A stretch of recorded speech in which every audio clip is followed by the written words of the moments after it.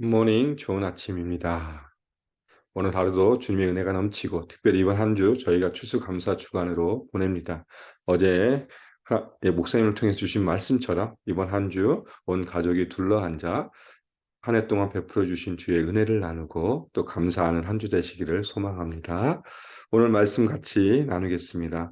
창세기 49장 22절부터 33절 말씀입니다. 창세기 49장 22절부터 33절 말씀입니다. 요셉은 무성한 가지 곧 샘 곁에 무성한 가지라. 그 가지가 담을 넘었도다. 활 쏘는 자가 그를 학대하며 적개심을 가지고 그를 쏘았으나 요셉의 활은 도리어 굳세며 그의 팔은 힘이 있으니 이는 야곱의 전능자 이스라엘의 반석인 목자의 손을 힘입음이라. 내 아버지의 하나님께로 말미암았나니 그가 너를 도우실 것이요 전능자로 말미암나니 그가 내게 복을 주실 것이라. 위로 하늘의 복과 아래로 깊은 샘의 복과 젖먹이는 복과 태의 복이로다. 내 아버지의 축복이 내 선조의 축복보다 나아서 영원한 산이 한없음 같이 이 축복이 요셉의 머리로 돌아오며 그 형제 중 뛰어난 자의 정수리로 돌아오리로다. 베냐민은 물어뜯는 일이라 아침에는 빼앗은 것을 먹고 저녁에는 움킨 것을 나누리로다. 이들은 이스라엘의 12지파라. 이와 같이 그들의 아버지가 그들에게 말하고 그들에게 축복하였으니 곧 그들 각 사람의 분량대로 축복하였더라. 그가 그들에게 명하여 이르되 내가 내 조상들에게로 돌아가리니 나를 햇사람 에브론의 밭에 있는 굴에 우리 선조와 함께 장사하라. 이 굴은 가나안 땅 마므레 앞 막벨라 밭에 있는 것이라. 아브라함이 햇사람 에브론에게서 밭과 함께 사서 그의 매장지를 삼았으므로 아브라함과 그의 아내 사라가 거기 장사되었고 이삭과 그의 아내 리브가도 거기 장사되었으며 나도 레아를 그곳에 장사하였노라. 이 밭과 거기 있는 굴은 햇사람에게서 산 것이니라. 야곱이 아들에게 명하기를 마치고 그 발을 침상에 모으고 숨을 거두니 그의 백성에게로 돌아갔더라. 아멘. 우리가 살펴볼 창세기 49장은 야곱이 아들들을 축복하는 내용입니다. 그리고 마지막 부분에서는 야곱이 자신의 죽음에 임박했을 때 유언을 남기는 모습을 보여주고 있습니다. 특별히 오늘 49장 22절부터 시작해서 두 사람의 아들들에 대한 축복이 나옵니다. 요셉과 베냐민에 대한 축복이 나옵니다. 22절부터 시작해서 26절까지는 요셉에 대한 축복, 야곱이 요셉을 어떻게 생각하며 그에게 어떻게 축복하는지를 분명하게 보여주고 있고 또 27절 통하여서 베냐민에게 어떻게 축복하는지를 보여주고 있습니다. 요셉에 대한 축복은 22절에 보면 무성한 가지, 샘 곁에 무성한 가지, 가지가 담을 넘는다라고 하고 있는데 한마디로 요약하면 담을 넘는 무성한 가지입니다. 비유를 통해서 이 무성한 가지, 담을 넘는 만큼 큰 나무와 가지를 비유하면서 요셉에게 축복을 해주는 모습을 보여주고 있습니다. 전반부에서 가장 특징적으로 축복했던 사람이 누구냐면 유다입니다. 유다.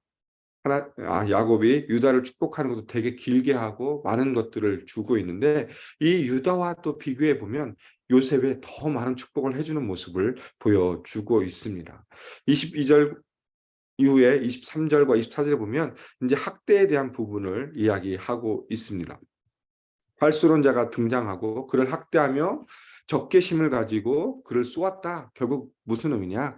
요셉을 미워하는 자들이 요셉을 공격하기는 하지만 그러나 그 공격이 어떻게 되냐면 24절에 보니까 요셉의 활은 도리어 굳세며 그의 팔은 힘이 있으니 이는 야곱의 전능자 이스라엘의 반석인 목자의 손을 힘입니다.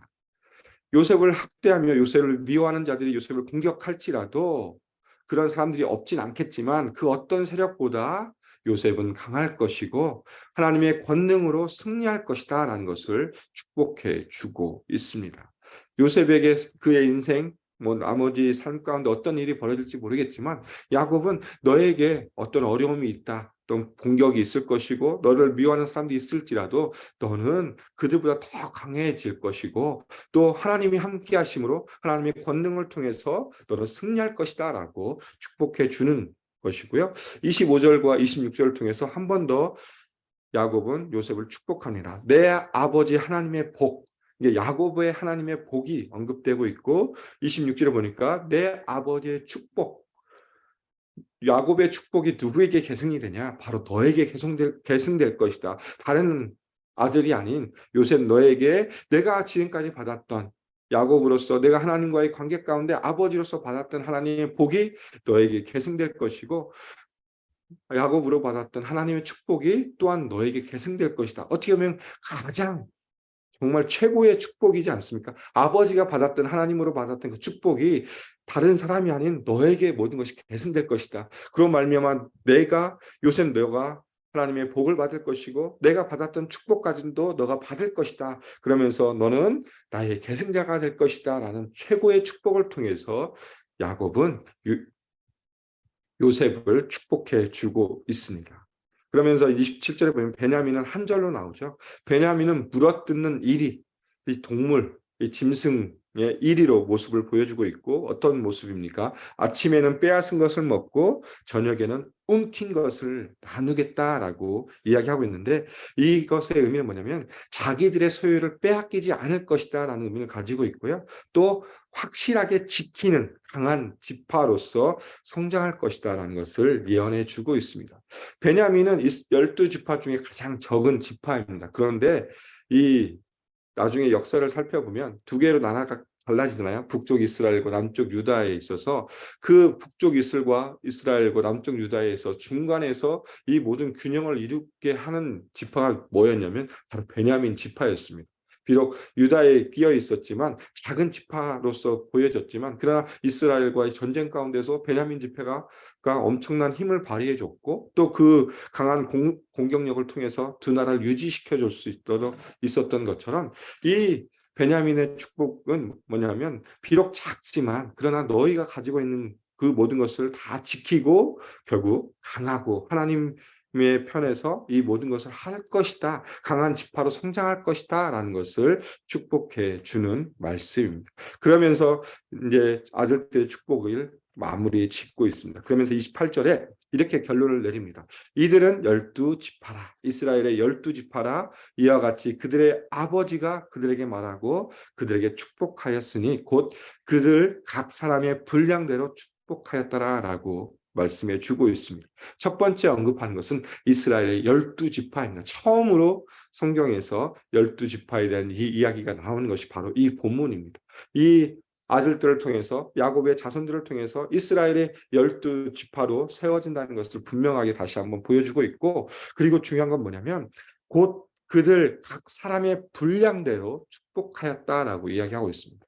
야곱이 아들들을 축복할 때 그 사람들에게 를 축복하는 건 뭐냐면 그 사람들이 지금 아들들이 살아온 삶의 모습 그들이 가지고 있던 삶의 모습을 그대로 보여주면서 그것에 맞게 야곱이 축복하였다라고 하고 있고 그 축복을 하다 보니까 르우벤과 시므온과 레이에게는 오히려 축복보다는 저주에 가까운 말을 하는 모습을 보여주고 있습니다. 왜 그러냐면 그들의 지금까지 살아온 삶의 모습 야곱이 아들들을 지켜보면서 이 아들들이 이렇게 살았구나 이런 분량밖에 안 되는구나 그렇기 때문에 내가 더 주고 싶어도 어떻게 할 수 없이 하나님은 야곱을 통해서 그들의 분량에 맞게 그들이 가질 수 있을 만큼만 주었다라는 것을 다시 한번 이야기하고 있고 우리가 여기 한글 성경에는 분량대로 되어 있는데 영어 성경에는 대부분 suitable이라고 되어 있습니다. 결국 알맞는 걸 주었다. 아들에 맞게 알맞는 걸 줬다라고 이야기해 주면서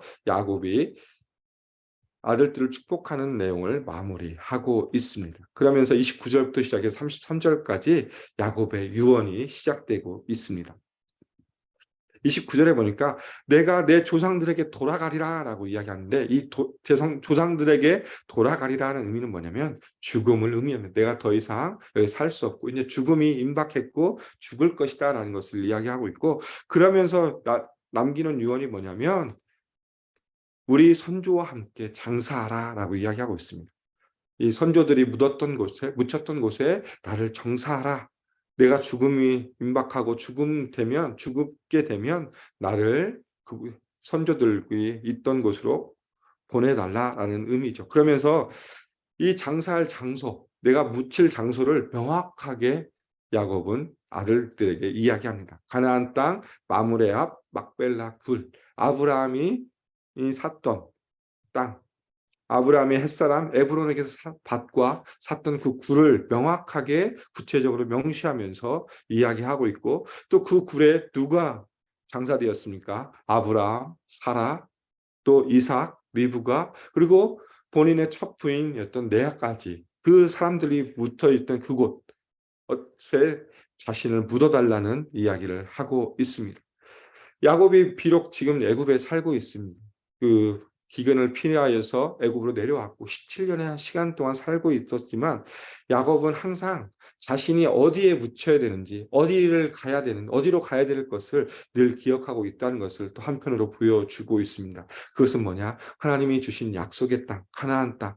하나님이 본인과 함께 만나서 하나님이 그에게 주었던 땅에 대한 그 약속을 야곱은 잊어버리지 않고 오히려 자신의 죽음에 임박해 있고 애굽에서 죽지만 그러나 자신의 약속의 땅을 기억하면서 자신을 그곳에 묻어달라고 가나안 땅 아브라함이 샀던 그곳 조상들이 묻혀있던 그곳에 묻혀달라고 부탁하는 것으로 오늘 말씀은 마무리되어져 가고 있습니다.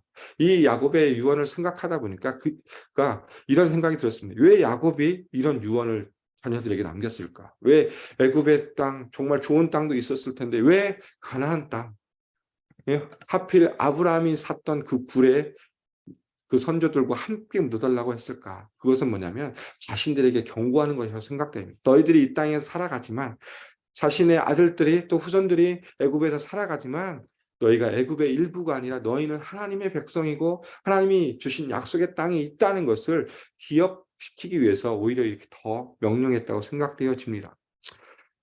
아들들에게 있어서 후손들에게 있어서 애굽은 정말 좋은 땅입니다. 왜냐하면 기근이 엄청나게 심했기 때문에 이미 가나안 땅은 거의 폐허의 상태였고 애굽은 그 당시에 최고의 문화와 최고의 번영을 누리는 도시이고 또 국가였기 때문에 그곳에 살아가면 많은 것을 누릴 수 있었습니다. 그리고 야곱의 아들들 중에 몇 명은 꼭 바로의 가축을 치는 고위의 관리가 되었기 때문에 어떻게 보면 그들의 삶을 그것을 평안하게 살 수 있었던 상황이었었는데 야곱은 그들에게 분명하게 이야기합니다. 너희가 이 땅에서 살아가지만 이 애굽 땅에서 살아가지만 그것에 눈을 돌리지 말고 하나님이 우리에게 주신 약속의 땅 가나안 땅을 늘 기억하라라는 의미로 오히려 이 유언을 남겼다고 저는 생각되어지고 있습니다. 오늘 말씀을 생각하면서 두 가지를 좀 같이 생각해 봤으면 좋겠습니다. 첫 번째는 야곱이 아들들을 축복할 때 각자의 분량대로 축복했다라는 것을 한번 기억하셨으면 좋겠습니다.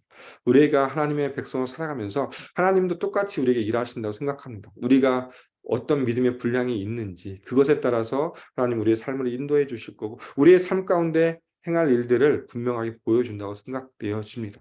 우리가 이 땅을 살아가면서 하나님 앞에 서서 나는 어떤 믿음의 분량 가운데 지금 있는지 한번 돌아보시면서 내가 더 하나님 앞에 나아가려면 어떻게 할 것인가에 대한 생각을 한번 해봤으면 좋겠습니다. 그러면서 하나님이 우리에게 주신 여러 가지 일들 가운데 특별히 하나님이 우리에게 주신 은사도 우리의 분량에 따라서 하나님이 주신 은사를 통해서 교회를 섬기고 하고 또 다른 성도들을 섬기게 해준다는 것을 기억하셨으면 좋겠습니다. 그러면서 우리의 믿음의 분량을 어떻게 하면 더 넓힐 것인가 한번 고민하면서 또 오늘 하루를 지냈으면 좋겠고 두 번째는 야곱의 유언입니다. 야곱의 유언은 결국 우리의 정체성에 대한 부분의 문제입니다. 비록 애굽의 땅에서 죽지만 그러나 내가 원하는 곳은 어디냐? 가나안 땅. 하나님이 내게 약속해 주신 곳, 그곳이 내가 머물 곳이다라는 그 정체성. 우리가 이 땅을 살아가면서 십자가의 보혈 능력을 통해서 구원을 받았고 하나님의 백성으로 하나님의 자녀로 살아가는데 우리가 이 땅을 살아가면서 어떤 정체성을 가질 것인가? 에 대한 부분을 명확하게 해준다고 생각되어집니다. 그것은 바로 뭐냐? 우리가 이 땅을 살아가지만 이 땅에 속해 살아가지만 또한 이 땅에 속한 사람이 아니라 하나님의 나라, 우리의 본향을 향해 나아가는 나그네의 삶이라는 것을 분명하게 보여주고 있습니다. 우리가 이 세상 가운데 하나님의 백성으로 살아간다는 그 자체가 우리의 정체성이고 또한 우리가 이 땅을 살아가면서 누리는 것들이 전부가 아니라 하나님의 나라, 하나님의 우리에게 주신 그 소망, 천국의 소망을 가지고 살아가는 삶이라는 것을 다시 한번 기억하셨으면 좋겠습니다. 오늘 하루를 마무리하는 특별히 추수감사 주간을 지내면서 그 하나님의 은혜를 다시 한번 기억하면서 우리의 믿음을 하나님 앞에 고백했으면 좋겠습니다. 내가 하나님의 자녀로 하나님의 백성으로 신실하게 이 땅 가운데 살아가지만 그러나 내가 속한 것은 이 땅이 아니라 하나님의 나라임을 다시 한번 고백하면서 그 믿음 가운데 오늘 하루도 승리하는 삶이 되기를 주님의 이름으로 축복합니다. 기도하겠습니다.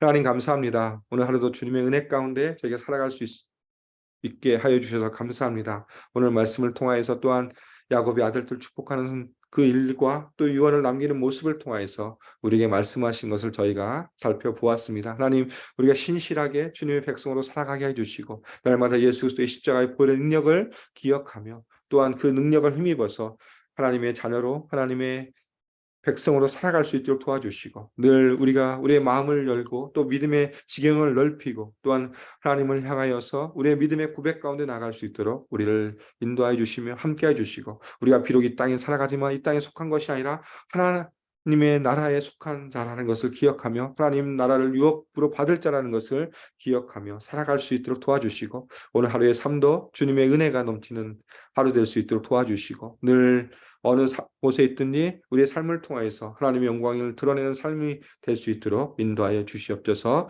주님 감사합니다. 예수님 이름으로 기도드립니다. 아멘. 오늘 말씀을 기억하시면서 우리 합심으로 함께 같이 기도하겠습니다. 오늘 말씀 기억하시면서 다시 한번 우리의 정체성을 생각해 봤으면 좋겠습니다. 내가 이 땅을 살아가지만 나의 본향은 하늘나라임을 기억하시면서 하나님 내가 그 믿음 가운데 이 땅을 살아가게 해주시고 어떤 환경 가운데 있어도 주님을 붙들고 살아가는 삶이 되게 해달라고 기도 부탁드리겠습니다. 두 번째 기도해 주실 것은 예수산책 AKPC 우리 교회 비전을 위해서 기도 부탁드리겠습니다. 말씀 공동체, 제자 공동체, 미셔널 공동체로 아름답게 세워줄 수 있도록 또 이 일들 가운데 애쓰고 수고하시는 모든 리더십들 가운데 성령 충만함을 허락해달라고 기도 부탁드리겠습니다.